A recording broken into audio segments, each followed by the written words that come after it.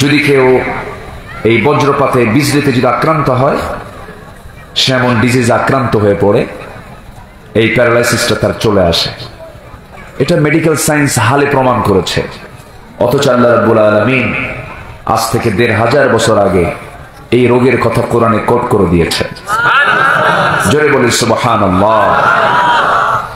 আল্লাহ রাব্বুল আলামিন বলেন, فَعَتَوْا عَنْ أَمْرِ رَبِّهِمْ فَأَخَذَتْهُمُ الصَّاعِقَةُ وَهُمْ يَنظُرُونَ।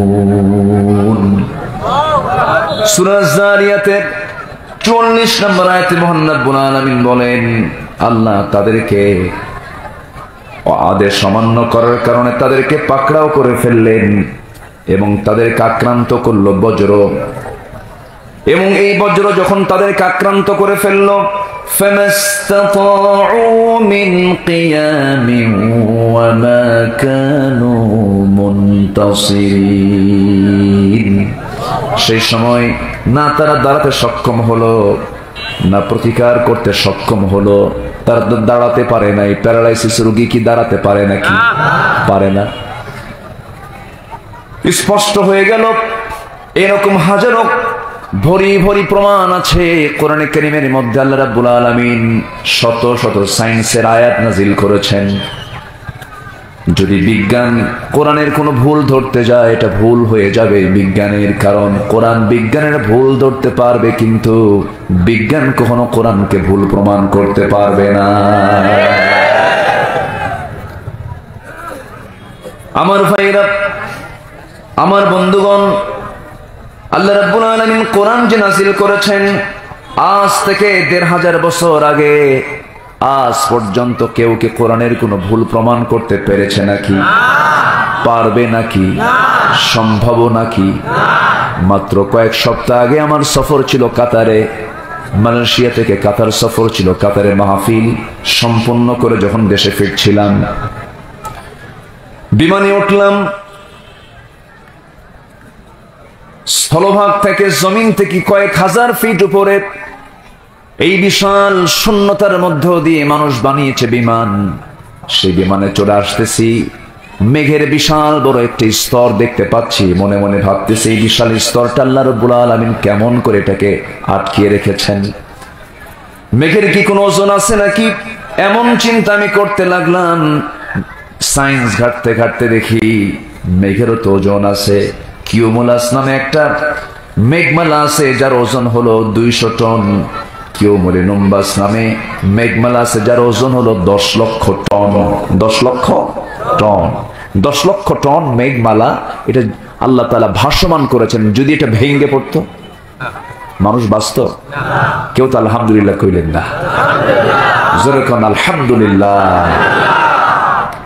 এই মেঘের যে ওজন আছে, বিজ্ঞান হালে প্রমাণ করেছে। মহান রব্বুল আলামিন আজ থেকে ১৫০০ বছর আগে বলছেন, হুয়াল্লাযী ইউরীকুমুল বারকা খাওফান ওয়া তামাআন ওয়া ইউনশিস সাহাবাস সিকাল। জোরে বলুন আল্লাহু আকবার। সূরাতুর রা'দের ১২ নম্বর আয়াতে আল্লাহ রাব্বুল আলামিন বলছেন, তিনি তোমাদেরকে বিদ্যুৎ দেখান ভয়ের জন্য, বিজলি দেখান ভয়ের জন্য, আসার জন্য, আর উত্থিত করেন ঘন ভারী মেঘমালা। এই বিশাল মেঘমালা গুলো ভারী করে রেখে দিয়েছেন তিনি কে? আল্লাহ। আসতে বলবেন না, তিনি কে? আল্লাহ বলছেন, বান্দারে আমি তোকে সৃষ্টি করেছি, আমার কাছেই তোকে ফিরে আসতে হবে। বোকার স্বর্গে বসবাস করিস না বান্দা, রবকে আগে চেনার চেষ্টা কর। সেটা সবচেয়ে বড় বোকা যে তার মালিককে চেনে না। একটা কুকুর কিন্তু তার মালিককে চেনে, ঠিক কিনা? একটা কুকুরও তার মালিককে চেনে। একটা কুকুর পরিশ্রম করে, রাত জেগে জেগে মালিকের বাড়ি পাহারা দেয়, রাত জেগে জেগে মালিকের অপেক্ষায় প্রহর গুনতে থাকি। কিন্তু বান্দা তার মনিবকে চেনে না, বান্দা তার আল্লাহকে চেনে না। আমার বন্ধুগণ, সবার আগে আমরা খুঁজে বের করব আমার মালিককে। জোরে বলেন আল্লাহ। আরো জোরে, আমার মালিককে? আল্লাহ তাআলা। কারা উলুল আলবাব, কারা সচেতন, কারা জ্ঞানী? আমরা আল্লাহর ভাষায় আজকে জানবো। জোরে বলি ইনশাআল্লাহ। আমরা তো জ্ঞানী বলে আখ্যা দেই বহুজনকে, কিন্তু আল্লাহ তাআলা কাকে জ্ঞানী বলছেন আমরা আল্লাহর কিছু কথা আজকে শুনে যাব। জোরে বলি ইনশাআল্লাহ, আর জোরে বলি ইনশাআল্লাহ। সম্মানিত ভাইরা, কথা তো বহু আছে, কিন্তু এদেশের মাহফিলের একটা ট্র্যাডিশন হলো প্রধান বক্তাকে সেই সময় উঠে দেওয়া হয় মঞ্চে যে সময় মানুষের যাওয়ার সময় হয়।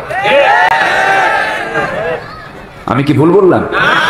মানে এদেশের ম্যাক্সিমাম মাহফিল গুলোতে প্রধান বক্তাকে সেই সময় তোলা হয়, উঠানো হয় যে সময় মানুষের কি বাড়িতে ফেরার সময় হয়, যে সময় মানুষের ঘুম আসে। না, আরেকজন বলছে ঘুম আসে। মাহফিলের মূল টাইমটা হচ্ছে সর্বোচ্চ 9টা থেকে 11টা। এটা হচ্ছে মূল টাইম। আমার হাজারবার বললেও কাম হয় না, বুঝলেন? বহুবার বলেছে, এই তো 24 বছর পার হলো এই ময়দানে, কেউ আমাদের কথা শোনে না। হুজুর, রাত তো বরকতের জন্যই, মানুষ বুঝুক আর না বুঝুক আপনি ওয়াজ করেন, বুঝলেন না? কি করবেন? মানুষের যৌবন কাল হলো 25 থেকে 40 বছর। 40 পার হলেই চামড়া ঢিল হয়, চোখে কম দেখে, হুঁশে খাটো হয়ে যায়, দাঁত পড়তে থাকে, ব্রেন কমতে থাকে। তেমনি মাহফিলের মূল যৌবন কাল হলো সর্বোচ্চ 9টা থেকে 11টা। সেই যৌবন কাল পার করে আমি উঠছি বুড়াকালে। এখন সবই তো ঠিক, এখন কি করব বলেন? আমি কি কথা বলবো? সবার মনোযোগ আছে তো? সবার মনোযোগ আছে? কারো কোনো কষ্ট নেই? জোরে বলি ইনশাআল্লাহ, জোরে বলি ইনশাআল্লাহ। আমি কুষ্টিয়া যশোর অঞ্চল আসলে কথা বলতে নিয়ে আমি একটু আনইজি ফিল করি। কেন জানেন? আমার ভাষার চেয়ে আপনাদের ভাষা আরো সুন্দর। আলহামদুলিল্লাহ, জোরে বলি আলহামদুলিল্লাহ। আপনারা জন্মগত ভাবেই আপনাদের সহি বাংলা, তবে নোয়াখালী আরো ভালো, তাই না? কঠিন ভাষা, তবে তাদের মায়ের ভাষা তো। আমরা এটাকে নিয়ে কোনো ঠাট্টার কিছু নেই, সব তো মায়ের ভাষা, ওটাও একটা ভাষা। তবে বাংলা ভাষা বলতে বোঝায় এই অঞ্চলকেই। বলি আলহামদুলিল্লাহ। মায়ের মা থেকে আপনারা সহি বাংলা ভাষা শিখে নিয়েছেন, বলি আলহামদুলিল্লাহ। আর সেই সহি বাংলা যারা বলতে পারে তাদের সামনে আমি বলতে গেলে তো কিছু ভুল হবেই। ভুল হলেও শুনবেন আপনারা। জোরে বলি ইনশাআল্লাহ, জোরে বলি ইনশাআল্লাহ। কষ্ট হচ্ছে না তো আপনাদের? আচ্ছা, আসুন আমরা সেই তেলাওয়াতকৃত আয়াতের দিকে আস্তে আস্তে চলে যাচ্ছি। যারা কোরআন বোঝে আর যারা কোরআন বোঝে না, তারা কি সমান হতে পারে? আসতে বলবেন না, সমান হতে পারে? পারে না। হক যারা বোঝে আর হক যারা বোঝে না, তারা কি সমান হতে পারে? পারে না। কিন্তু আজকে যারা কোরআন বোঝে তারা কি সমাজ চালায়? না যারা কোরআন বোঝে না তারা সমাজ চালায়? সমাজ চালায় কারা? যারা কোরআন বোঝে না। বোঝে না।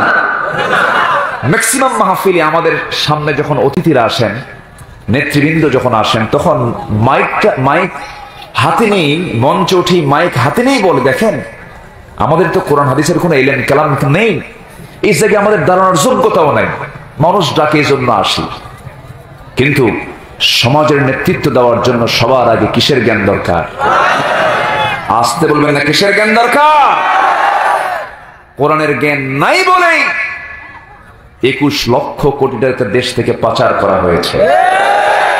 আসতে বলবেন না, জোরে বলুন ঠিক কিনা। যারা দেশের টাকা বাইরে পাচার করে তারা তো জাতির শ্রেষ্ঠ সন্তান, তাই না? শ্রেষ্ঠ সন্তান, শ্রেষ্ঠ শয়তান। দেখছেন ওয়াজ কি শুধু আমি পারি? এর নাম হলো কুষ্টিয়া। বলি আলহামদুলিল্লাহ।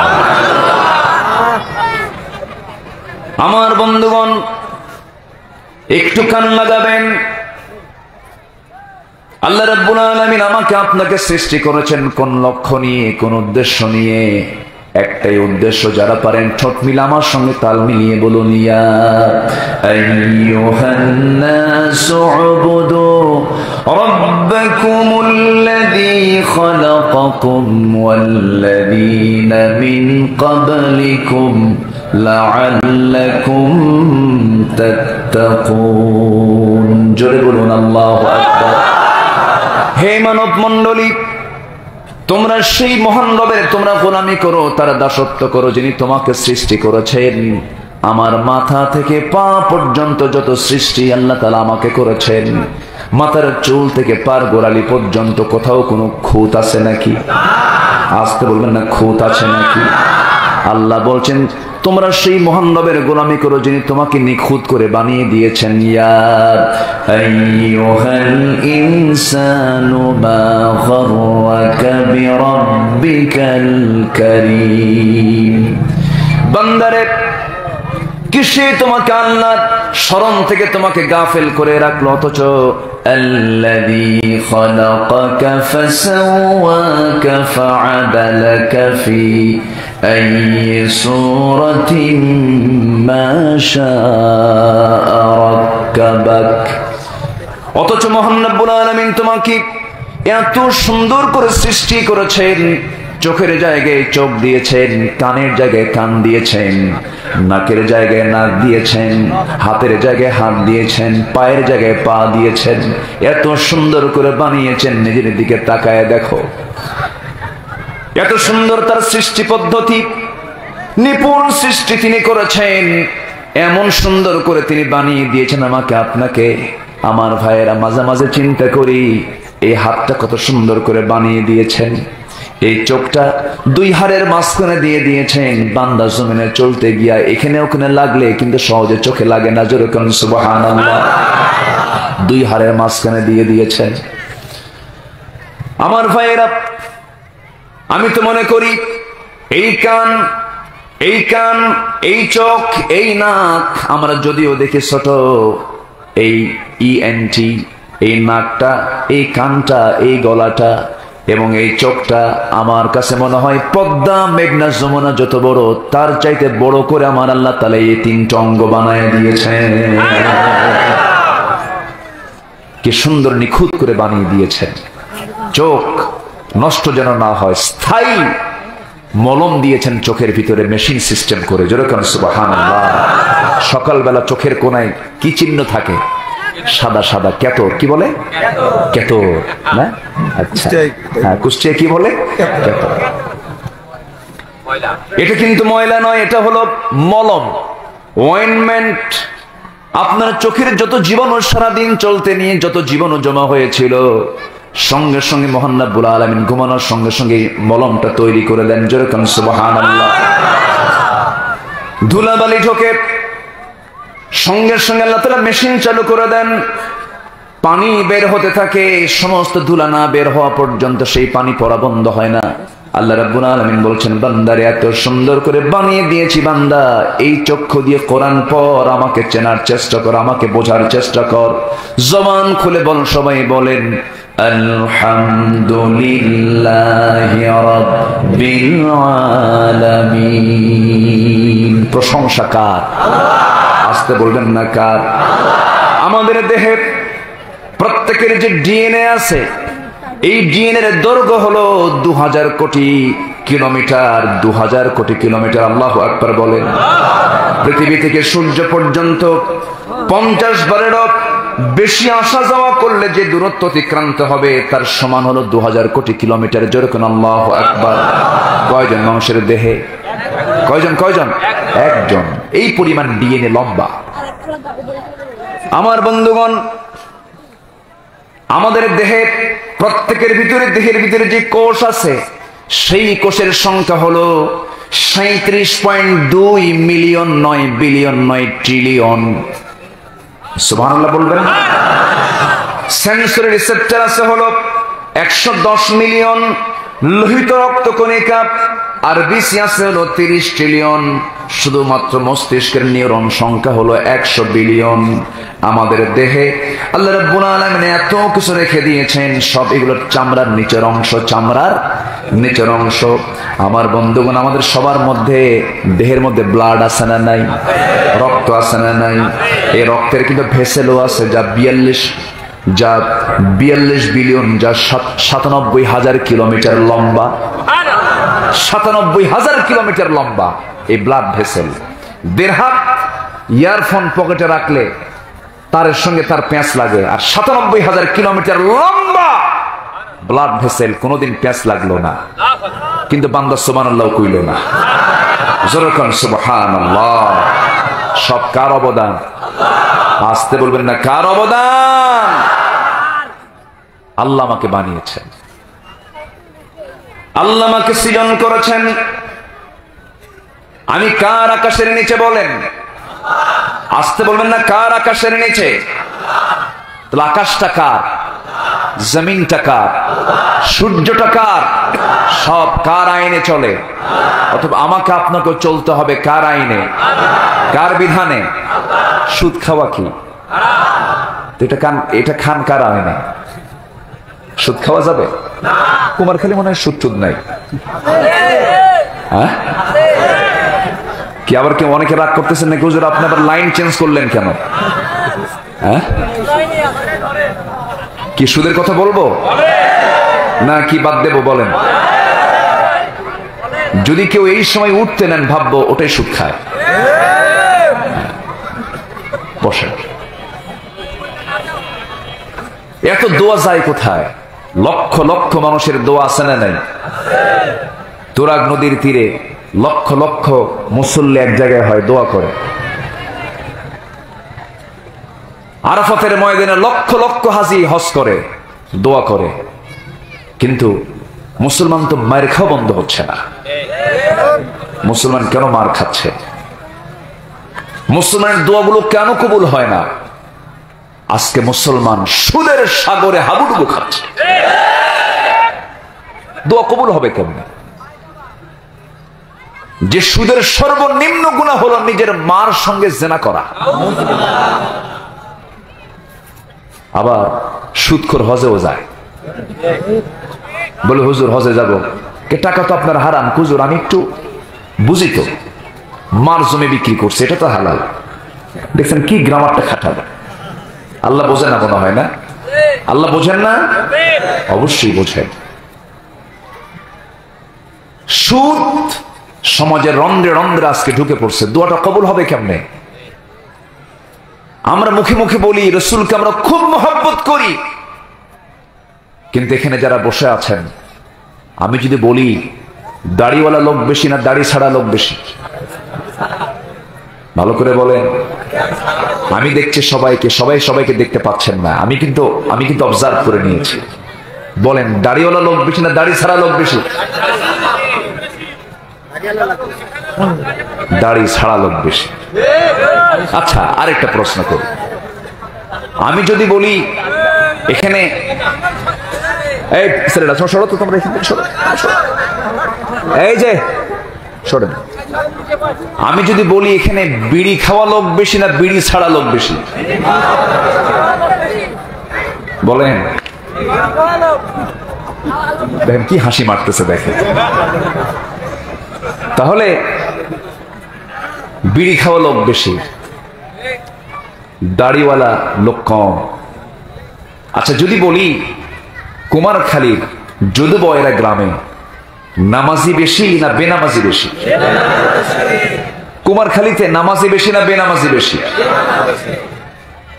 অথচ আমরা বলি রাসূলকে আমরা খুব মহব্বত করি, আল্লাহকে আমরা খুব মহব্বত করি। আজান হয়, দোকান বন্ধ হয় না। আজান হয়, ব্যবসা বন্ধ হয় না। আজান হয়, সকল কাজ দুনিয়ার চালু থাকে। অথচ আল্লাহ বলছেন আজান যখন হবে ওয়াদারুল বাইআ, সব লেনদেন বন্ধ করো, সিজদা দাও, আমার হক আদায় করো। কারণ আকাশের মালিক তিনি কে? আকাশের মালিক কে? আপনি যে দোকানদারি করছেন, যার শ্বাস প্রশ্বাস নিয়ে, যার অক্সিজেন নিয়ে, সে অক্সিজেনটার সরবরাহকারী তিনি কে? দেশের সরকার? আসতে কোন কেন? কে? কি সরকার খাওয়ায়? বলেন সরকার খাওয়ায়? কোন ব্যক্তি খাওয়ায়? আমাকে সরাসরি খাওয়ান কে? হয়তো বলবেন সরাসরি কেমনে আল্লাহ খাওয়ায়? ধান আমি লাগাই, এরপরে চাউল বানাই, এরপরে খাই। আচ্ছা, ধান খাওয়া আগে দরকার, চাউল খাওয়া আগে দরকার, না নাকের খাবার অক্সিজেন আগে দরকার? কোনটা আগে দরকার? সরাসরি অক্সিজেন ঢুকায় দিচ্ছেন কে? খাওয়ায় দিচ্ছেন কে? আল্লাহ। সে আল্লাহর হক আমরা আজকে নষ্ট করছি, নামাজই নাই। মসজিদ কমিটির দায়িত্ব দিয়েছে সুদখোরের হাতে। ওয়াজ কিন্তু আমার এরকমই, আমার ওয়াজের মধ্যে রসকস কম। রসকস দিয়ে করবেন কি? সত্য কথা বললে তিতা লাগবে, কিন্তু সত্য কথা বাদ দেওয়া যাবে না মুসলমান।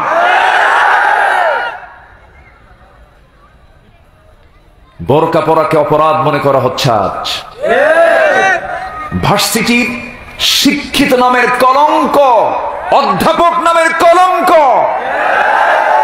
বলে যে ভার্সিটিতে কোনো হেজাব নেকাব পরে আসা যাবে না। কেন? ওর তো নজর খারাপ, ওর তো নজর খারাপ।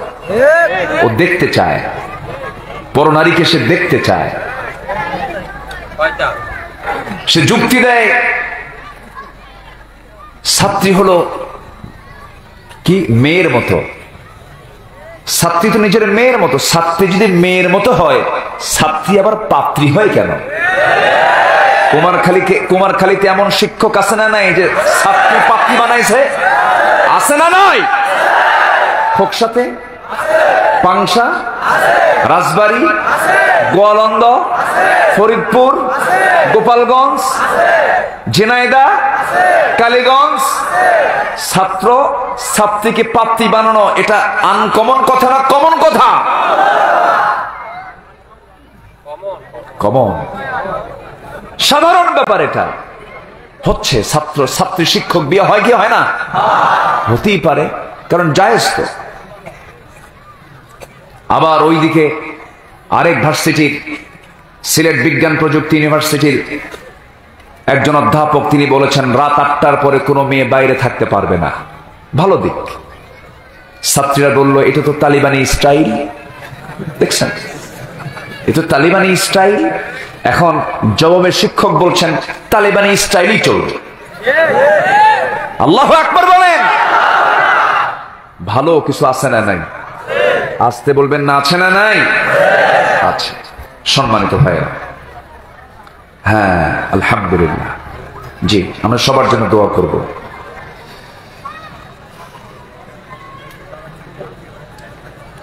জি সম্মানিত ভাইরা, আমি কোনো কিছু দেখি না। আমাকে যদি কেউ বলে হুজুর খুব চাপ, এটা সেইভাবে কথা বলেন। আমি বলি আমার চাপ আল্লাহর উপর থেকে। আমি আল্লাহকে সামনে রেখে কথা বলি। মরবো তো একবারই, কয়বার মরবো? পাখির একটা কথা মনে পড়লো আমার, কোরআনের পাখি। পাখি বলতে তো বোঝেনি সবাই। একটা কথা মনে পড়ে, বিড়ালের মতো 500 বছর বেঁচে লাভ কি? সিংহের মতো এক মুহূর্ত গর্জন দিয়ে হকের পক্ষে কথা বলে মরতে চাই আমরা।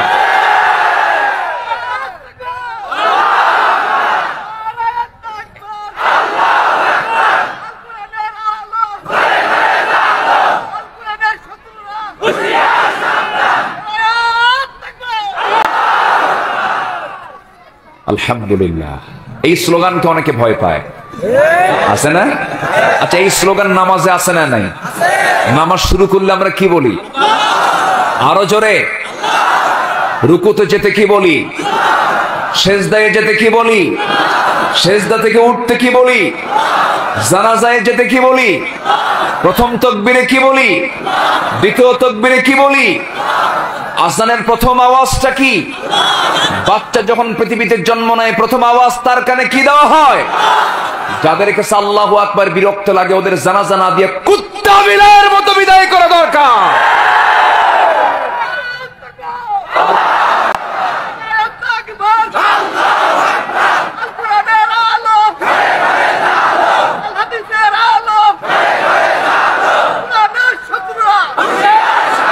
আল্লাহ কবুল করুন। জোরে বলি আমিন, আরো জোরে আমিন।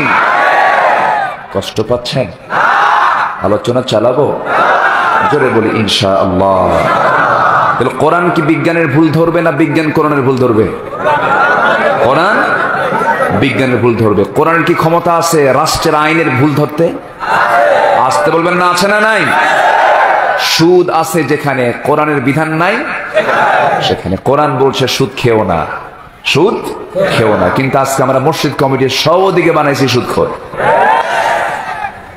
সেক্রেটারিকে বানাইছি হলো মদখোর, আর ক্যাশিয়ারকে বানাইছি জেনাকার। আছে না? কুমারখালী নাই, আছে না নাই? যিনি সভাপতি হবেন তার কি গুণ থাকা দরকার, এমন ওয়াজ তো কোরআন শরীফে বাদ পড়ছে। ইন্নামা ইয়ামুরু মাসাজিদাল্লাহি মান আমানা বিল্লাহ। মসজিদের দায়িত্ব তারাই নেবে যারা আল্লাহকে ভয় করবে, আল্লাহর প্রতি ঈমান আনবে। ওয়ালাম ইয়াখশা ইল্লাল্লাহ, আল্লাহ ছাড়া কাউকে ভয় পাবে না।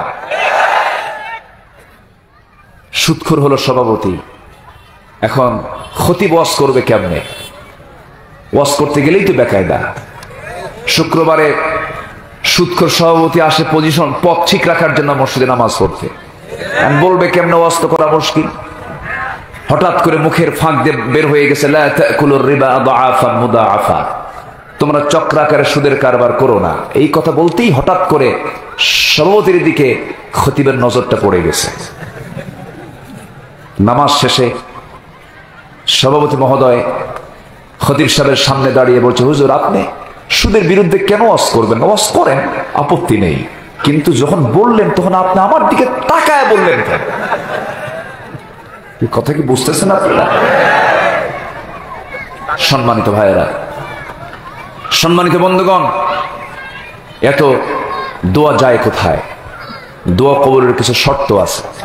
দোয়া কবুলের কিছু শর্ত আছে না নাই? এর এক নাম্বার শর্ত হলো হারাম রুজি না হালাল রুজি? বলেন, হারাম রুজি না হালাল রুজি? হালাল রুজি আমরা উপার্জন করব, জোরে বলি ইনশাআল্লাহ। হারামের দিকে আমরা যাব না, হারামের কোনো আরাম নাই। সুদের টাকার মেয়াদ 40 বছর। আপনার ভবিষ্যৎ প্রজন্ম না খেয়ে মরবে। হারামের দিকে যাওয়া যাবে না, হারামের মধ্যে কোনো বরকত নাই। আমার বন্ধুগণ, আপনার স্বামী ফিরআউনের মতো ধনী মানুষ হয়েছে, আপনি শান্তি পাবেন না।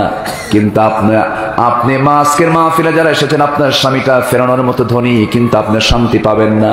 কিন্তু আপনার স্বামী যদি আলীর মতো হতে পারে, গরিব কিন্তু গোটা ঘরটা জান্নাতের টুকরা, জোরে করুন সুবহানাল্লাহ।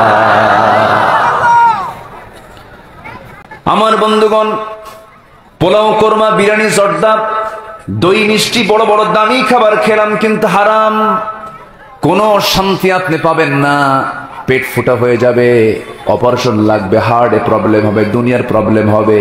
কিন্তু আপনি আদা সিদ্ধ ডাল খেলেন, মরিচ ভর্তা দিয়ে খাবার খেলেন, কিন্তু হালাল। ওই হালালের মধ্যে আল্লাহ তাআলা অসংখ্য বরকত রেখে দিয়েছেন, জোরে বলুন সুবহানাল্লাহ। আমরা হালাল খুঁজবো, জোরে বলি ইনশাআল্লাহ। তো দোয়া কবুলের এক নম্বর শর্ত কি বলেন তো? হালাল রুজি। আরেকটা শর্ত হলো, বান্দার হক নষ্ট করলে তার দোয়া কবুল হবে না, বান্দার হক আদায় করলে তার দোয়া কবুল হবে, জোরে বলুন সুবহানাল্লাহ। বান্দার হক নষ্ট তো এখন নাই, আছে? জমির আইল টেল ঠেলে, এই এলাকার জমির আইল ঠেলে ঠেলে আছে। আচ্ছা, আপনি যদি জমির আইল ঠেলেন, কোনো দোয়া কবুল হবে না, কোনো দোয়া মঞ্জুর হবে না। আপনি হজ করছেন, নামাজ পড়ছেন, হবে না, কারণ বান্দার হক আপনি নষ্ট করে ফেলেছেন। আপনি অন্যের গীবত করছেন, অন্যের বিরুদ্ধে মামলা করছেন, অন্যায়ভাবে আপনার দোয়া কবুল হবে না। আমার বন্ধুগণ, দুনিয়ার জীবনটাকে বানাতে হবে ওয়েটিং রুমের মতো। কিছুক্ষণ আছি, কিছুক্ষণ পরে আর থাকবো না। কুন ফিদ দুনিয়া কান্নাকা গরীবুন আও আবিরুস সাবিল, ইদা আসবাহতা ফালা তানতাযিরিল মাসা ওয়া ইদা আমসাইতা ফালা তানতাযিরিস সাবাহ। সকাল যখন পাবে অপেক্ষা করবে না সন্ধ্যা পর্যন্ত, আমি বাঁচবো, যে কোনো মুহূর্তে আমি মারা যেতে পারি। সন্ধ্যা যখন হয়ে যাবে ভাববে ফজরের আগে আমি দুনিয়া থেকে বিদায় হয়ে যেতে পারি। এমন ভাবে তুমি চলতে থাকবে, এমন তুমি মনে করবে এই নিঃশ্বাস আমার শেষ নিঃশ্বাস, সেকেন্ড নিঃশ্বাসটা নাও আসতে পারে। চোখের সামনে কত মানুষকে দেখলাম, এমন রেকর্ড আছে, মাহফিলে ওয়াজ শুনতে শুনতে মাহফিলে লাশ হয়ে দুনিয়া থেকে বিদায় নিয়ে গেছে। এমন বক্তা বহু দেখেছি, ওয়াজের মঞ্চে কথা বলতে বলতে মঞ্চে চেয়ারে বসে লাশ হয়ে গেছে। আছে না নাই বলে? আছে। শিক্ষক দেখেছি, ক্লাস নিতে শিক্ষক ক্লাসেই বসে দুনিয়া থেকে বিদায় নিয়েছেন।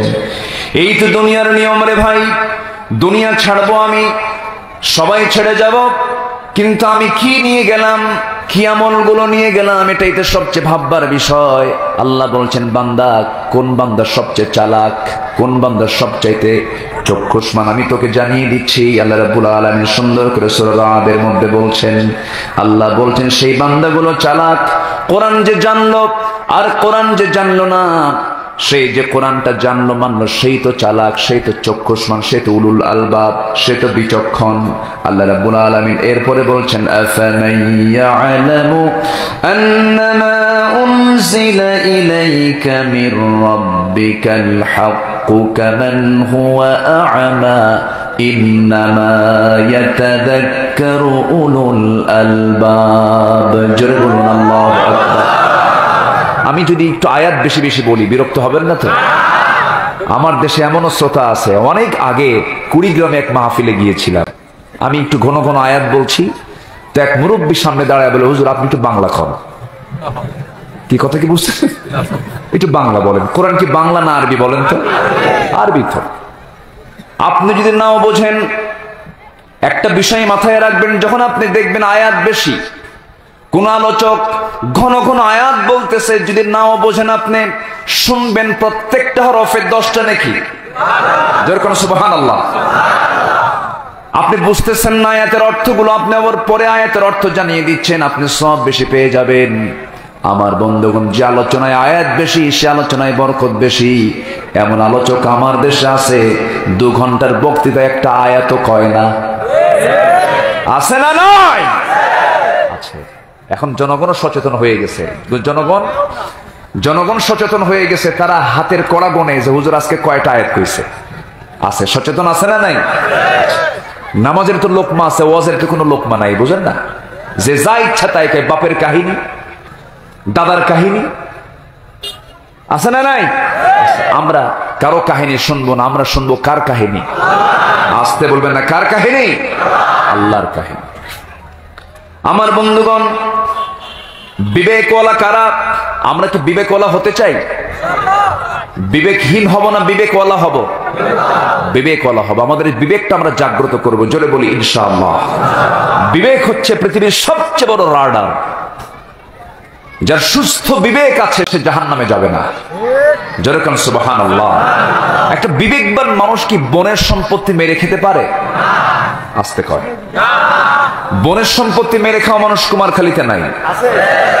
হ্যাঁ, সবই দেখি আছে। বনের সম্পত্তি মেরে খায়। কি টেকনিক করে জানেন? বাপ মারা গেছে 10 বছর, তাও জমি ভাগ করে না। 10 বছর যে খাইলো, এটা কি হালাল খাইছে না হারাম খাইছে? আসতে বলে। হালাল খাইছে না হারাম খাইছে? বাবা রেখে গেছে, তার ওয়ারিসরা এটা পেয়ে যাবে, তার মানে মারা যাওয়ার সঙ্গে সঙ্গেই সবাই সমান ওয়ারিস হয়ে গেছে। ছেলে 10 বিঘা, মেয়ে 5 বিঘা। এটা কে করেছেন? লিযযাকারি মিসলু হাযযিল উনসাইন। আল্লাহ তাআলা ক্লিয়ার করেছেন সূরা নিসার 11 নম্বর আয়াত। ক্লিয়ার কথা। তিলকা হুদুদুল্লাহ, আছে না? তিলকা হুদুদুল্লাহ, এটা আল্লাহর সীমা, লঙ্ঘন করো না। 10 বছর বোনরা শুধু আসে আর যায়, লজ্জায় কিছু বলতে পারে না। বাপ নাই, ভাইয়ের বাড়িতে আসি, ভাই কিছু কয়ও না, চুপচাপ থাকে। 10 বছর হয়ে যায়, দেয় না। একদিন বোনরা মুখ খুলি বলে, ভাই সম্পত্তিগুলো কি বুঝায় দিবা না? এবার ভাইগুলো সব এক জায়গায় হয়ে বলে, বোনদের কেমন করে বুঝায়? ভাইয়েরা বোনদেরকে সুন্দর করে গোল করে বসায় নিয়ে বলে, বোন শোনো একটা কথা বলি, কি অংশ নিলে কিন্তু ধ্বংস হয়। দেখছেন কি ওয়াজটা দিল? কি অংশ নিলে ধ্বংস হয়? এটা কি কোরআনের কথা? এই ওঠে কারা এখানে? বাবা, ও বাচ্চা, ছাত্র না? ছাত্ররা উঠতেছে, ওরা ওদের শেষ রাতে আবার হিপস আছে তো, ওদের রাত 3টার দিকে উঠতে হয়।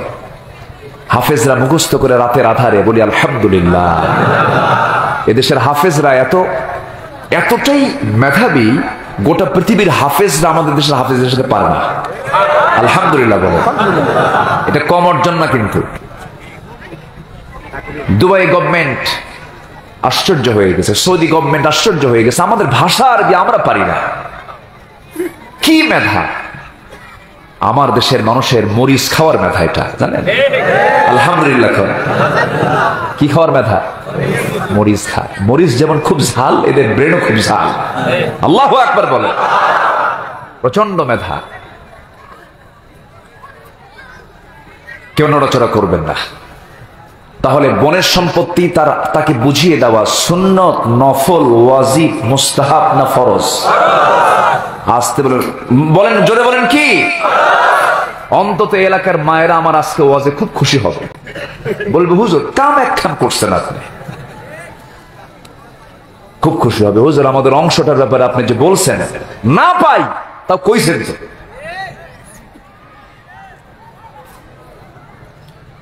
বোনকে বুঝায় দেয় না, বিভিন্ন তাল বাহানা করে। কেন তাল বাহানা আপনি করবেন? আপনি তো বিবেকওয়ালা। ইমানদার বিবেকহীন না বিবেকওয়ালা হবে? বিবেকওয়ালা হয়ে যাবে। ইমানদার কখনো বিবেকহীন কাজ করবে না, বান্দার হক কখনো নষ্ট করবে না, পরিবারের হক কখনো নষ্ট করবে না। বউকে পিটায় এমন স্বামী বাংলার জমিনে মনে হয় নাই? আছে না নাই? বউকে পিটানো সুন্নত নাকি? আসতে কয়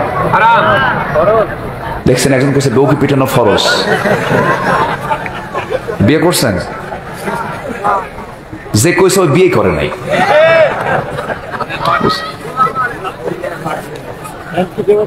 রাসূল কোন স্ত্রীকে না না মানে বাতাস লাগলে গলা বসে যায়। সম্মানিত ভাইয়েরা, রাসূল কোন স্ত্রীকে মেরেছেন এমন কোন রিপোর্ট কি আমরা পেয়েছি? আসতে বলবেন না, পেয়েছি? রাসূল কি এক স্ত্রীর স্বামী না একাধিক স্ত্রীর স্বামী? আচ্ছা, এক স্ত্রী লালন পালন সহজ না একাধিক স্ত্রী লালন পালন সহজ? একাধিক। রাসূল কোনটা করেছেন? সহজটা করেছেন না কঠিনটা করেছেন? কঠিন। তাহলে এত কঠিন একাধিক স্ত্রী তিনি লালন পালন করেছেন, কাউকে তার আঘাত করা লাগে নাই। আর আমার দেশের কিছু স্বামী আছে বউকে গরুর মতো পিটায়, উঠতে বসতে মায়ের। প্রায় প্রশ্ন আসে, হুজুর আমারে মারে। সবচেয়ে ছোট লোক তারাই যারা বউকে পিটায়। আসতে কয়, যেরকম ঠিক কিনা? যারা আসতে কবেন ভাববো আপনারা পিটায়, কিন্তু বউদের মধ্যেও কিছু দোষ আছে না নাই? আসতে বলবেন না, আছে না নাই? বউকে মারা যাবে, বউকে প্রহার করা যাবে 4টা অপরাধ করলে। কয়টা অপরাধ করলে? শুনবেন, মানে মারার জন্য শুনবেন। দেখছেন অবশ্যই একজন অবশ্যই 4টা কারণে বউকে মারা যায়। বউকে আপনি মারতে পারবেন 4টা কারণে। আমার মায়ের এখন মনে মনে চিন্তা করতে, হুজুর কিছুক্ষণ আগে আপনি খুব ভালো ছিলেন, এখন দেখে আপনি তো মারাত্মক অবস্থায় গেলেন। নাম্বার 1 হলো যদি 5 ওয়াক্ত নামাজ না পড়ে, রমজান মাসে রোজা না রাখে, স্বামীর যদি বৈধ আনুগত্য না করে, পর্দায় যদি না থাকে, এই 4টা কারণে মারতে পারবেন। তবে মারার শর্ত হলো 1.5 হাত কোনো লাঠি দিয়ে মারা যাবে না, কোনো লাঠি প্রয়োগ করা যাবে না। মারতে গেলে সর্বজোর মুখে মারা যাবে না, মুখের কোনো অঙ্গে মারা যাবে না। নাকে মারলে উট কাফারা দিতে হবে। কথা বলছেন নাই? মুখেও মারা যাবে না, বুকেও মারা যাবে না। মারতে গেলে 1.5 হাত লাঠিও ব্যবহার করা যাবে না। ছোট্ট যে মেসোয়াক আছে, ছোট্ট মেসোয়াক যেটা পকেটে রাখা হয়, এই মেসোয়াক দিয়ে মারতে হবে। আপনি যখন মেসোয়াক দিয়ে আপনার বউকে মারতে যাবেন, তখন পাশের লোক যদি দেখে, তখন বলে মারতেছে না, আদর করে। কি টার্গেটে ছিলেন না? আমার মাদের কলেজে একটু পানি আসছে এখন, হুজুর বাঁচলাম পিটন থেকে। আমার ভাইয়েরা, আমার বন্ধুগণ,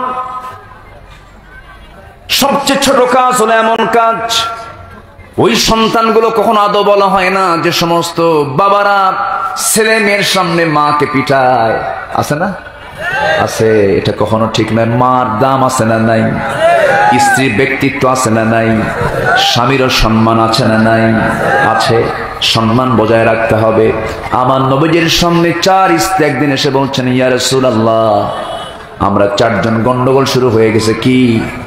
আমাদের চারজনের মধ্যে আপনি কাকে সবচেয়ে বেশি ভালোবাসেন একটু বলেন তো। হুজুর রাসূল বললেন, শোনো, এমন প্রশ্ন করছো যার জবাব আমি আজকে দেব না, কালকে দেব, চিন্তা ফিকির কইরা যাও। চারজনকে পাঠায়া দিয়েছেন। সন্ধ্যা হয়ে গেছে। আমার নবীজি করলেন কি?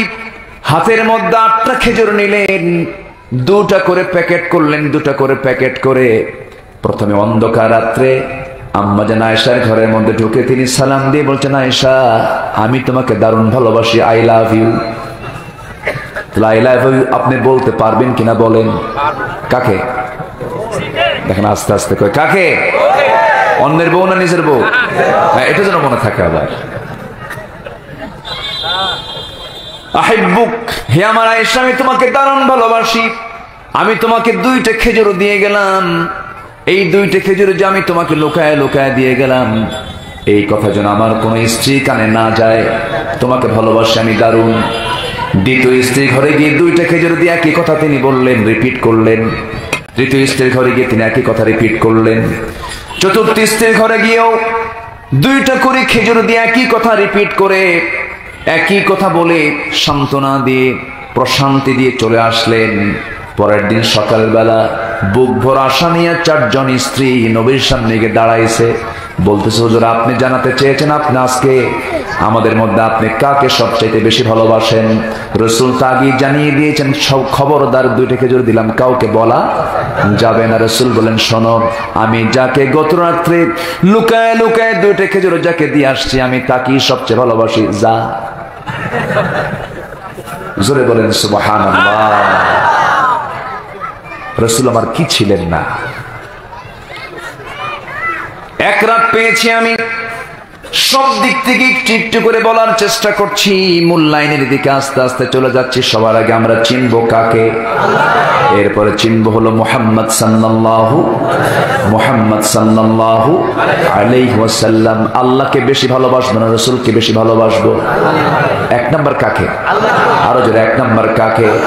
নাম্বার 2 হলো মুহাম্মদ সাল্লাল্লাহু আলাইহি ওয়াসাল্লামকে। তবে হ্যাঁ, রাসূলকে বাদ দিয়ে আল্লাহকে পাওয়া যাবে না, আল্লাহকে বাদ দিয়ে রাসূলকে পাওয়া যাবে না। দুজনকে ভালোবাসতে হবে, কম না বেশি? জীবনের চাইতে কম না বেশি? রাসূলকে গালি দেওয়ার মতো কুলাঙ্গার আমার দেশে আছে না নাই? আসতে বলবেন না, আছে না নাই? আছে। সময় সুযোগ আসবে, জোরে বলি ইনশাআল্লাহ। আরো জোরে বলি ইনশাআল্লাহ। যারা গালি দিচ্ছ অপেক্ষা করো, সময় আসবে, আসবে সময়, আসবে সময়, জোরে বলি ইনশাআল্লাহ। ফেরাউন কখনো জানে নাই যে নীল দরিয়ায় আমি চুবে মরবো, আমি ডুবে মরবো। ওয়াগরাকনা আলা ফিরআউন, চুবায় মেরেছেন তিনি কে? সে আল্লাহ তো এখন নাই। আসতে বলবেন না, আছেন না নাই? আচ্ছা, মুসা আলাইহিস সালাতু ওয়াস সালাম তার সমস্ত সদল বল নিয়ে যখন ফেরাউন দ্বারা আক্রান্ত হয়ে যখন দরিয়ার ঠিক মুখে মুখে হয়ে গেলেন, চতুর্দিকে ফেরাউনের সামরিক বাহিনী অস্ত্র শস্ত্রে সজ্জিত, সামনে দরিয়া, পার হবেন কেমনে? আল্লাহকে বলছেন, আল্লাহ আমার তো কোনো পথ নাই, তুমি ছাড়া। সুবহানাল্লাহ বলবেন। আমাদের কথা কি মুসার মতো না? মুসার মতো না আমাদের কথা। আমার কোনো উপায় নেই, কে ছাড়া? আল্লাহ ছাড়া। আল্লাহ তুমি এখন কি করবা করো। মুসা আলাইহিস সালাম নিজেও জানতেন না এই বিশাল দরিয়া চিড়ে তার জন্য রাস্তা হবে একটা না, 12টা রাস্তা, বাইপাস সহ 12টা রাস্তা তৈরি হয়ে গেছে। মুসা কিন্তু 1 মিনিট আগেও জানতেন না। মুসা দরিয়া পার হলেন আল্লাহর তৈরি করা রাস্তা দিয়া, কিন্তু ফেরাউন তো কল্পনাও করতে পারে নাই মুসা এমন করে পার হয়ে যাবে। কিন্তু মুসা যে রাস্তাটা পেয়েছেন এটা ইমানদারের রাস্তা না বেঈমানদের রাস্তা? ইমানদারের রাস্তা। কিন্তু ফেরাউন এটা ভুলে গেছে। ফেরাউন এটা ভুলে গেছে। মরার সময় তো ভুল মনে থাকে না। ফেরাউন কয়ে, হামান তুই দেখ তো রাস্তাটা ক্লিয়ার আছে নাকি? হামান ঘোড়া দাবড়ায় দিলে পার থেকে ওপারে চলে গেল, ওপার থেকে পারে চলে আসলো, কোনো কিছুই হলো না। হামান বলছে, মাননীয় আমার নেতা, ফেরাউন আপনি কোনো চিন্তা করবেন না, রাস্তা ক্লিয়ার দেখে আসছে, সব ক্লিয়ার, আমি গেছি একবার আসছি একবার। আল্লাহ বলছেন হামান ধরবো তোরে কিন্তু ফেরাউনের পরে। আল্লাহু আকবার বলেন। ফেরাউন কি জানতো এই জায়গায় সে মরবে? জানতো? জানতো না। ইব্রাহিম আলাইহিস সালাম একটা বড় তিনি জানেন নাই, বোঝেন নাই, 5 মিনিট আগেও জানতেন না যে আগুনে তাকে নিক্ষেপ করা হবে, সে আগুনটা তার জন্য জান্নাতের টুকরা হয়ে যাবে। আল্লাহু আকবার বলেন। জানতেন না, কিন্তু জান্নাত কে বানিয়ে দিয়েছেন? সে আল্লাহ বুঝি নাই? আসফি হুজু ইব্রাহিম কা ইমা পায়দা आग कर सकती है एक अंदाज गुलिस्ता पैदा। বিশ্বদ্রষ্টা আল্লামা ইকবাল বলছেন আজ যদি উদয় হয় ইব্রাহিমের মতো ঈমান করতে পারে অগ্নিকুণ্ডে খুবসুরত এক গুলিস্তান। আজকে যদি মুসলমান যদি ইব্রাহিমের মতো ঈমান আনতো, তার জন্য আগুনটা জান্নাত হয়ে যেত। যেরকম সুবহানাল্লাহ। আমার বন্ধুগণ, ইসমাইল জানতেন না তার বাবার হাতে যে ছুরিটা ছিল জবাহ করা হবে, তিনি জবাহ হবেন না, তিনি জানতেন না, কিন্তু প্রস্তুতি নিয়েছেন আব্বা আমাকে কুরবানি করুক। কিন্তু সাহায্য করেছেন কে? সে আল্লাহ এখনো আছেন না নাই? রাসূলকে যারা গালি দিয়েছ, উচিত ছিল ওদেরকে প্রকাশ্যে ধরে জিহ্বা টেনে ছেড়ে ফেলে দেওয়া। সম্মানিত ভাইয়েরা, কারণ রাসূল আমার কলিজার চেয়েও প্রিয়, ঠিক কি না? আমার জীবনের চেয়েও প্রিয়। রাসূলকে মহব্বত করবো আমরা জীবনের চাইতে কম না বেশি? কম না বেশি? বেশি। আল্লাহ বলছেন বান্দারে কারা বিবেকওয়ালা শোনো। আল্লাহ রাব্বুল আলামিন বলছেন 9টা দিক যার মধ্যে আছে সে হলো বিবেকওয়ালা। দোয়া কেন কবুল হয় না একটা বিষয় কিন্তু বলেছি, মনে আছে তো আপনাদের? এগুলো মাথায় রাখবো। জোরে বলি ইনশাআল্লাহ, আরো জোরে বলি ইনশাআল্লাহ। আমার বন্ধুগণ, বিবেকওয়ালা কারা? যার মধ্যে 9টা দিক আছে, 9টা গুণ আছে। 1 নম্বর হলো আল্লাহ রাব্বুল আলামিন বলেন الذين يوفون بعهد الله ولا ينقضون الميثاق। জোরে বলুন আল্লাহু আকবার। নাম্বার 1 হলো যারা ওয়াদা পূর্ণ করে। ওয়াদাটা আমাদের মূলত কার সাথে? আমরা কিন্তু রূহের জগতে বলে এসেছি আলাস্তু বিরাব্বিকুম, তুমি কি আমি কি তোমার রব নই? আমরা না বলেছি না হ্যাঁ বলেছি? আমাদের রবকে আসতে বলবেন, আমাদের রবকে আল্লাহ। আমরা বলি নাই? আসতে বলে বলি নাই? মনে আছে? হ্যাঁ, এই মনে আছে কার? কার মনে আছে? মনে তো নাই, কিন্তু বলেছি আমি। বলেছি কিনা বলেন? কোরআন বলে দিচ্ছে, আল্লাহ আমাকে প্রশ্ন করেছেন, আমি উত্তর দিয়েছি ক্বালু বালা, হে তুমি আমার রব। এই অঙ্গীকারটা আমরা করে এসেছি, কিন্তু আমাদের মনে নাই। মনে তো অনেক কিছুই নাই। মার দুধ খাইছি কি খাই নাই? মনে আছে কার? হাত তোলেন। দেখছেন মনে আছে বলে? এই মার দুধ খাইছেন মনে আছে? কেমনে মনে আছে?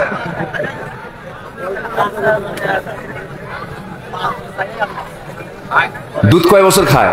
2 বছর। কয় বছর? হাউলাইনি কামিলান, 2 বছর দুধ খায়। মনে আছে কারো? কেমনে মনে থাকবে? মার দুধ আমরা খেয়েছি, মনে নাই। মার পেটের মধ্যে থেকেছি কয় মাস? বলেন বলেন বলেন। মনে আছে কার কার? হাত তোলেন। হাত তোলেন, হাত তোলেন। আমার ভাইয়েরা, মার পেটের মধ্যে 9 মাস ছিলাম, সেখানে ছিলাম, মনে নাই। দুধ পান করেছি, মনে নাই। এগুলো যদি না মনে না থাকার পরও যদি বিশ্বাস করে নেই আমি যে রূহের জগতে সাক্ষ্য দিয়েছি হ্যাঁ তুমি আমার রব, এটা মনে না থাকলেও আমরা সাক্ষ্য দিয়েছি কি দেই নাই? দিয়েছি আমরা। আল্লাহ বলছেন বান্দারে, এই ওয়াদা তুমি যদি পূর্ণ করো তুমি হলে বিবেকওয়ালা। আল্লাহ আমার রব, আল্লাহ আমাকে কয় ওয়াক্ত নামাজের অর্ডার দিয়েছেন? আসতে বলবেন না, কয় ওয়াক্ত নামাজের অর্ডার দিয়েছেন? 5 ওয়াক্ত নামাজটা পড়া আমার আপনার জন্য সুন্নত না ফরজ? আসতে বলবেন সুন্নত না ফরজ? ফরজ হুকুম নামাজ পড়বো আমরা 5 ওয়াক্ত। জোরে বলি ইনশাআল্লাহ, আরো জোরে বলি ইনশাআল্লাহ। নাম্বার 2 হলো অঙ্গীকার ভঙ্গ না করা। ওয়াদা ভঙ্গ না করা, বিবেকওয়ালা কখনো ওয়াদা ভঙ্গ করে না। জীবন চলে যাবে কিন্তু ওয়াদা ভঙ্গ করবে না। আজকে আমার দেশে ওয়াদা ভঙ্গ আছে না নাই? আসতে বলবেন না আছে না নাই? যার ওয়াদা ঠিক নাই তার ঈমান নাই বলেছেন মুহাম্মদ সাল্লাল্লাহু আলাইহি ওয়াসাল্লাম। নাম্বার 3 হলো আল্লাহ তাআলা বলেন والذين يصلون ما أمر الله به أن يوصل ويخشون ربهم ويخافون سوء الحساب جربون الله أكبر نمبر 3 হলো আল্লাহর সম্পর্ক বজায় রাখা। কার সম্পর্ক? আল্লাহর সম্পর্ক বজায় রাখা। নাম্বার 4 হলো আল্লাহকে ভয় করা। নাম্বার 5 হলো বিচার দিবসকে ভয় করা। বিচার দিবস আছে না নাই? আসতে বলবেন না আছে না নাই? বিচার দিবসে বিচার করবেন কে? আসতে বলবেন না বিচার করবেন কে? রাসূল বলেন সাহাবীরা রে, কিয়ামতের দিন আল্লাহ যদি আমাকেও পাকড়াও করেন আমি পার পাওয়ার কোনো সুযোগ পাবো না। এত জটিল একটা জায়গা আমাদের সবার সামনে পড়ে আছে, এত কঠিন জায়গা। আমার নবীজি হাসরের ময়দানে মাকামে মাহমুদের সিজদায় পড়ে থাকবেন। মানুষ বিচারের অপেক্ষায় 50,000 বছর চলে যাবে, বিচার কার্য শুরু হবে না। মানুষ চলে যাবে আদি পিতা আদম আলাইহিস সালামের কাছে। তিনি বলবেন আমি কিচ্ছু করতে পারবো না। যাও নূহের কাছে, সবাই শুধু বিভিন্ন নবীর কাছে যাবে, সবাই বলবে আমরা কিচ্ছু করতে পারবো না। আখির জামানার পয়গম্বরের কাছে চলে যাও। আমার নবী তখন মাকামে মাহমুদে পড়ে থাকবেন, সিজদায় পড়ে থাকবেন। সিজদা থেকে মাথা উঠাবেন, সঙ্গে সঙ্গে আল্লাহ বলবেন আমার হাবিব আপনি আজকে যার সুপারিশ করবেন আমি তার সুপারিশ গ্রহণ করব। আল্লাহু আকবার বলেন। সেই দিন সবার সামনে আছে না নাই? আসতে বলবেন না আছে না নাই? সেই বিচার দিবসের ভয় যে বান্দার মধ্যে আছে, সেই বান্দা কখনো হারাম কাজে যেতে পারে? হারাম কাজে যেতে পারে? অন্যায় কাজ করতে পারে? অন্যায় কাজ করতে পারে না। আমার ভাইয়েরা, আমার বন্ধুগণ, রাসূলকে সব জায়গায় লাগবে। রাসূলকে সব জায়গায়, সব স্টেশনেই লাগবে। জীবনে লাগবে, মরণে লাগবে, কবরে লাগবে, মিজানে লাগবে, পুলসিরাতে লাগবে, হাউজে কাউসারে লাগবে। আমার নবী সাহাবায়ে কেরামকে নিয়ে একদিন বলছেন সাহাবীরা রে শোনো, কাল হাসরের ময়দানে তোমরা যদি আমাকে কোথাও না পাও, 3টা জায়গায় তালাশ করবে, তোমরা আমাকে পেয়ে যাবে। 3টা জায়গার যে কোনো একটা জায়গায় তোমরা আমাকে পেয়ে যাবে। এর মধ্যে 1 নাম্বার হলো তোমরা আমাকে খুঁজবে হলো মিজানের পাল্লায়, সেখানেও যদি না পাও তোমরা আমাকে খুঁজবে হলো পুলসিরাতে, সেখানেও যদি না পাও তোমরা আমাকে খুঁজবে হাউজে কাউসারে। হাউজে কাউসার আমি, হাউজে কাউসার আল্লাহ তাআলা কাউকে দেয় নাই, আল্লাহ তাআলা আমাকে শুধু স্পেশালি দান করেছেন। হাউজে কাউসারে তোমার সঙ্গে আমার সঙ্গে যদি সাক্ষাৎ হয়ে যায়, জান্নাতের পেয়ালা দিয়া হাউজে কাউসার থেকে পানি তুলে নিয়া আমার বরকতি হাতে তোমাকে হাউজে কাউসারের পানি পান করায় নিয়ে তুমি একসঙ্গে জান্নাতে চলে যাব। আমার বন্ধুগণ, সেই দিন সবার সামনে আছে না নাই? আসতে বলবেন না আছে না নাই? এই জন্য আজকে থেকে আমরা সিদ্ধান্ত নেব, আল্লাহর প্রতি যদি আমাদের ভয় থাকে, বিচার দিবসের প্রতি যদি ভয় থাকে, 5 ওয়াক্ত নামাজ আমরা আর কেউ ছেড়ে দেব? আসতে বলুন না, ছেড়ে দেব। 5 ওয়াক্ত নামাজ পড়বেন কারা কারা? জোরে বলি ইয়া আল্লাহ, আরো জোরে বলি ইয়া আল্লাহ। আমাদেরকে 5 ওয়াক্ত সালাত আদায় করার তৌফিক তুমি আল্লাহ দিয়া দাও। জোরে বলি আমিন, আরো জোরে আমিন। নামাজ কেউ ছাড়বেন? একাকী না জামাতে? হাত নামান। একাকী না জামাতে? বুঝে না না বুঝে? জেনে না না জেনে? সময় না অসময়ে? সুন্দর করে আমরা নামাজ পড়বো। জোরে বলি ইনশাআল্লাহ। এটাও সাথে মাথায় নেব, বেনামাজি যে নেতা আপনার সামনে নেতৃত্ব দিতে আসবে, থুতু মারবো, জুতা মারবো আমরা তাদের মুখে। বেনামাজি কোন নেতার নেতৃত্ব আমরা মানতে যাব? আসতে বলবেন না, মানতে যাব। মানলেই আপদ আছে না নাই?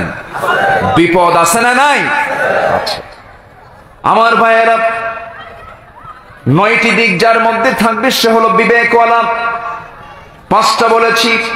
6 নাম্বার হলো যার মধ্যে সবর থাকবে, ধৈর্য থাকবে। ধৈর্য যার মধ্যে আছে তার মধ্যে ঈমান আছে, ধৈর্য যার নাই তার মধ্যে ঈমান নাই। ধৈর্য একটা বড় গুণ, ধৈর্যশীল হওয়া দরকার আছে, কারণ আল্লাহ ধৈর্যশীলদের সাথে আছেন। এই কথা কার কথা? আসতে বলবেন না, কার কথা? আল্লাহর কথা। ধৈর্যের সঙ্গে আমরা মোকাবেলা করব সবকিছু। আমার নবীজি ধৈর্যের পিরামিড ছিলেন। আল্লাহু আকবার বলেন। ধৈর্যের পিরামিড ছিলেন নবীজি। মসজিদ নববীর ভিতরে সাহাবায়ে কেরামকে নিয়ে আলোচনা করছেন, কথা বলছেন। এমন সময় এক ইহুদি এসে আমার নবীর সামনে মসজিদের মধ্যে ঢুকে উলঙ্গ হয়ে দাঁড়ায় দাঁড়ায় পেশাব করে। নাউজুবিল্লাহ বলেন। উলঙ্গ হয়ে দাঁড়ায় দাঁড়ায় পেশাব করতেছে।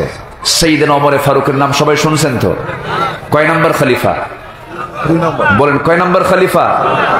2 নম্বর খলিফা। অনেকদিন আগে এক মাহফিলে বললাম, ওমর ফারুকের নাম শুনছেন কে কে? কে কে জানেন তার নাম? ছোট্ট একটা ছেলে সামনে থেকে দাঁড়ায় বলে, হুজুর আমি ওমর ফারুককে চিনি। কে? আমাদের বাড়ির দোতলায় ভাড়া থাকে। আমার দেশে এমনও লোক আছে, এমনও শিক্ষিত আছে, বিসিএস ক্যাডার আছে, ওজুর ফরজ জান না। আসতে বলবেন না, আছে না নয়? ইসলামী সমাজে ওই সমস্ত বিসিএস ক্যাডার যারা ওজুর ফরজ জানে না, তারা একটা পিয়নের দায়িত্ব পালন করতে পারবে না মুসলমান। আমাদেরকে বলে হুজুররা কি জানে? হুজুররা কি জানে? যার মধ্যে কোরআনের জ্ঞান আছে তার মধ্যে আর কোনো অজানা নাই। বলি আলহামদুলিল্লাহ। সন্তানকে আলেম বানাবো, জোরে বলি ইনশাআল্লাহ। আর জোরে বলি ইনশাআল্লাহ। দেখলাম তো বহু কিছু, কোন আলেমের বাবা বৃদ্ধাশ্রমে থাকে না, কোন হাফেজের বাবা মা বৃদ্ধাশ্রমে থাকে না। বৃদ্ধাশ্রমে সেই সমস্ত সন্তানদের বাপ মার স্থান হয় যে সন্তানগুলো বিসিএস ক্যাডার হয়ে বড় বড় পদের কর্মকর্তা হয়েছে। সবাই না, তবে এদেরই বাপ মা সেখানে গিয়ে আশ্রয় নেয়, ঠিক কিনা? সম্মানিত ভাইয়েরা, আজ অনেক ফ্যামিলির মধ্যে একটা পরিবর্তন চলে এসেছে। আমাদেরকে অনেকেই বলে, হুজুর ছেলেকে বিয়ে করাবো, একটা আল্লাহওয়ালা পর্দাশীল একটা মেয়ে চাই। ওরা বোঝে যে কোন জায়গায় শান্তি আছে। আমি কি কথাগুলো বলবো? কথা কি বলবো ভাইরা? পাত্র যারা আছে, পাত্র যারা এখনো বিয়ে করো নাই, কেমন পাত্র নিবা? বলবো বলবো একটু বলে দেই? হ্যাঁ, না নিজে নিজেই খুঁজে নিবা? দেখছেন কিছু কয় না, চুপ চুপ করে হাসে। এত সুন্দর মানুষ এত রাতে বসে আছেন আপনারা, আমি খুবই খুশি, আলহামদুলিল্লাহ। আমি খুবই খুশি, আমি খুবই আনন্দিত। আমাকে সময় দিচ্ছেন, আমি আল্লাহর শুকরিয়া আদায় করছি। প্রচন্ড গরম তো, মানুষের গায়ের এই গরমে সবাই বসে আছেন। আমিও খুশি। আমি যতক্ষণ আছি সময় দেবেন তো সবাই আপনারা? পাত্রী কেমন চাবেন আপনি? খুব সুন্দরী আসতে পারে? সুন্দরী? সুন্দরী কাকে বলে? যার নামাজ নাই নাকি? হ্যাঁ, আমার ভাইয়েরা, পাত্রী কেমন নেবেন আপনি? যারা পাত্র আছো, বাবা বিয়ে করো নাই, ভুল করা যাবে না। পাত্রী কেমন হতে হবে শিখিয়ে দিয়েছেন মুহাম্মদ সাল্লাল্লাহু আলাইহি ওয়াসাল্লাম। তুনকাহুল মারআ লিআরবা'in লিমালিহা ওয়া লিহাসাবিহা ওয়া লিজামালিহা ওয়া লিদীনিহা। আগে দেখবে তুমি তার তাকওয়াটা দেখবে সবার আগে, দিনদারিতা দেখবে সবার আগে, এরপরে তার মাল দেখতে পারো, তার বংশ দেখতে পারো, তার সৌন্দর্য দেখতে পারো। তবে দিনকে প্রাধান্য দিয়ে তুমি তাকে বেছে নিবা। আল্লাহর বরকত তোমার ফ্যামিলিতে নাজিল হবে। যেরকম সুবহানাল্লাহ। তাকওয়ার দিকটা দেখতে চেষ্টা করবে। আহমদ ইবনে হাম্বল রাহমাতুল্লাহ আলাইহি বিয়ে করবেন তিনি। প্রতিবেশীর বাড়িতে 2টা মেয়ে আছে, একটা কালো একটা ধলা। যখন বলা হলো কি দেখে এসেছেন, বলা হলো একটা কালো, কিন্তু মেয়েটার মধ্যে পরেশগারিতা আছে। তিনি বললেন, সুন্দরী মেয়ে আমার দরকার নাই, কালো মেয়েটা আমাকে বিয়ে করায় দাও, কারণ তার মধ্যে কালোর চেয়ে সৌন্দর্যের গুণ, দিনদারিতা আছে। যেরকম সুবহানাল্লাহ। তাকে বিয়ে করলেন। তার ইন্তেকালের পূর্বে তার স্ত্রী দুনিয়া থেকে বিদায় নিলেন। দীর্ঘদিন দাম্পত্যময় জীবন কাটিয়েছেন, কোনোদিন গন্ডগোল লাগে নাই। তাকে বলা হলো হামাদ ইবনে হাম্বল, গন্ডগোল কেন লাগে নাই, কি হয়েছিল? তিনি বললেন, গন্ডগোল না লাগার কারণ হলো আমার বউ যখন খেপে যেত আমার উপর, আমি তখন ঠান্ডা থাকতাম, আর আমার স্ত্রী যখন আমার উপর খেপে যেত আমি ঠান্ডা থাকতাম। আমি যখন খেপে যেতাম আমার বউটা ঠান্ডা থাকতো। জোরে কোন সুবহানাল্লাহ, আরো জোরে কোন সুবহানাল্লাহ। আমার ভাইরা, আজকে সমাজে তালাকের পরিমাণ কমছে না বাড়ছে? শিক্ষার হার কমছে না বাড়ছে? শিক্ষার হারও বাড়ছে, তালাকের হারও বাড়ছে। তালাকের পরিমাণটা শিক্ষিতের মধ্যে কম না বেশি? হ্যাঁ বলেন বলেন, শিক্ষিতের মধ্যে তালাকের পরিমাণ কমছে না বাড়ছে? কেউ কাউকে দাম দিতে চায় না। তালাকের মোট 8টা কারণ। 1 নম্বর হলো শারীরিক অক্ষমতা, এটা থাকতেই পারে। নাম্বার 2 হলো ঝগড়া, কিন্তু সেই ঝগড়া হতে হবে সৌন্দর্য নিয়ে। ঝগড়া হলে সেই ঝগড়ায় কোনোদিন তালাক হবে না। নাম্বার 3 হলো সবচেয়ে বড় কারণ আজকে তালাকের, সেটা হলো পরকীয়া। আছে না নাই? গত বছর চুয়াডাঙ্গা মাহফিল, আমার মাহফিল করতে গেছি, খাইতে বসছি। এক মুরব্বী আমার কাছে এসে বলছেন, হুজুর আপনি আমার বড় মেয়েটার জন্য দোয়া করবেন। কেন? মেয়েটাকে বিয়ে দিয়েছি ঠাকুরগা। বললাম, চুয়াডাঙ্গার মানুষ বিয়ে দিলেন ঠাকুরগা, এত দূরে কেমনে? ঘটককে? হুজুর মোবাইল। ঘটককে? মোবাইল। আজকে পরকীয়ার পরিমাণে এত পরিমাণ বাড়ছে, অসংখ্য পরিবার আজকে ধ্বংসের দিকে চলে গেছে। আমার ভাইয়েরা, নাম্বার 4 হলো যৌতুক। আছে নাকি? আসতে বলেন, যৌতুক আছে না নাই? নাম্বার 5 হলো অলসতা। এমন কিছু কিছু ছেলে আছে যারা অলস, আছে না নাই বলেন? আছে, বইয়ের কামাই শুধু খায়। মনে হয় কুষ্টিয়াতে নাই? কুষ্টিয়াতে আছে না নাই? অবহেলা তিলে তিলে শেষ হয়ে যায়। অতি সম্মান, কিছু কিছু মহিলা আছে দেখবেন স্বামীর চাইতে স্বামীকে এত হেয় করে, বাপ মা বাপ মা বাপ মা বাপ মা, আছে না? এগুলো মনে হয় কুষ্টিয়াতে আছে নাকি? হ্যাঁ,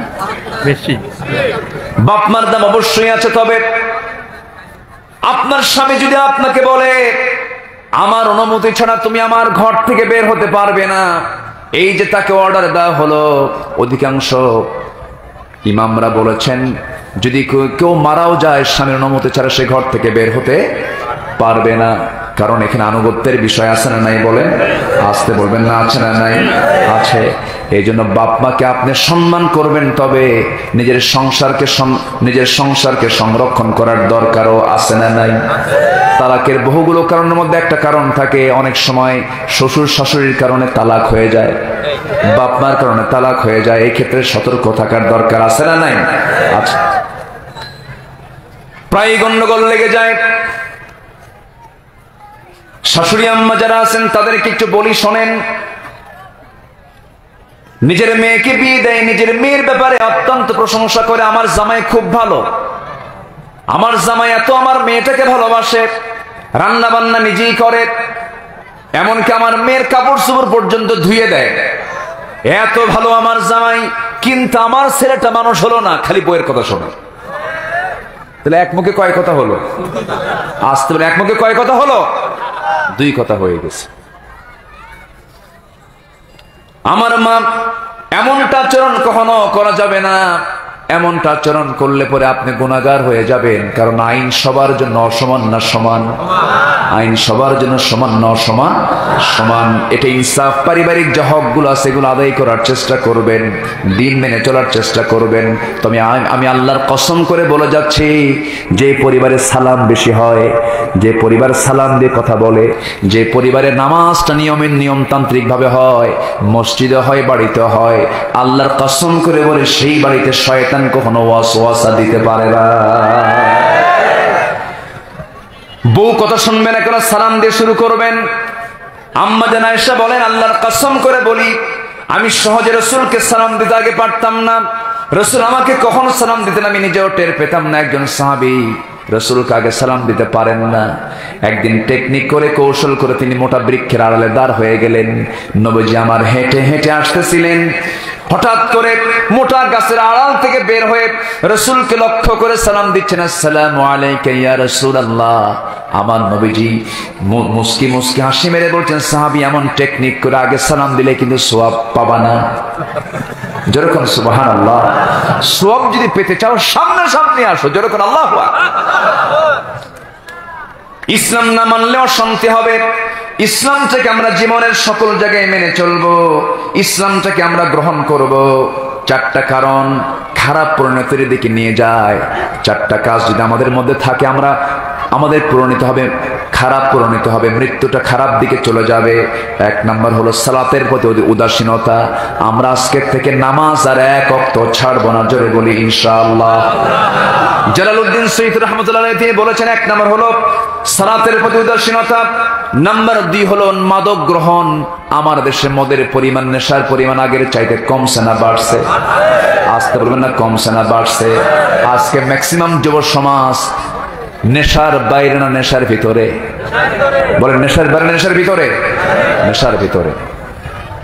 নাম্বার 3 হলো পিতার মাতার প্রতি অবাধ্যতা।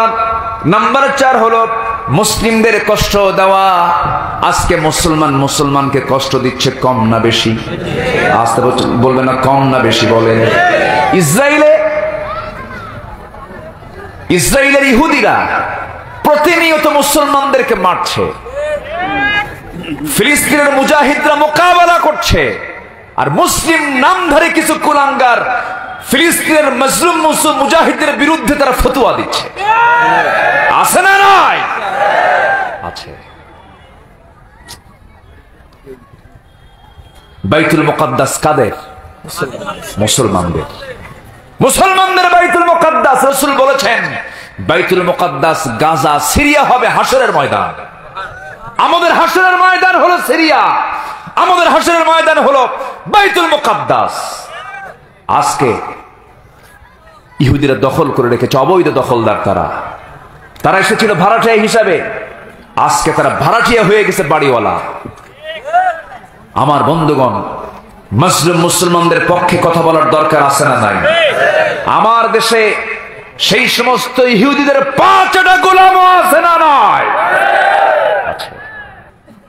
সম্মানিত ভাইরা, মুসলমানদের প্রথম কিবলা হলো বাইতুল মুকাদ্দাস। রাসূল বলেছেন যারা এই জায়গায় এসে নামাজ পড়বে অন্য মসজিদের চাইতে 1000 গুণ সবচেয়ে বেশি পাবে। অথচ সেটাতে আমরা যেতে পারি না। আজকে তারা দখল করে রেখেছে।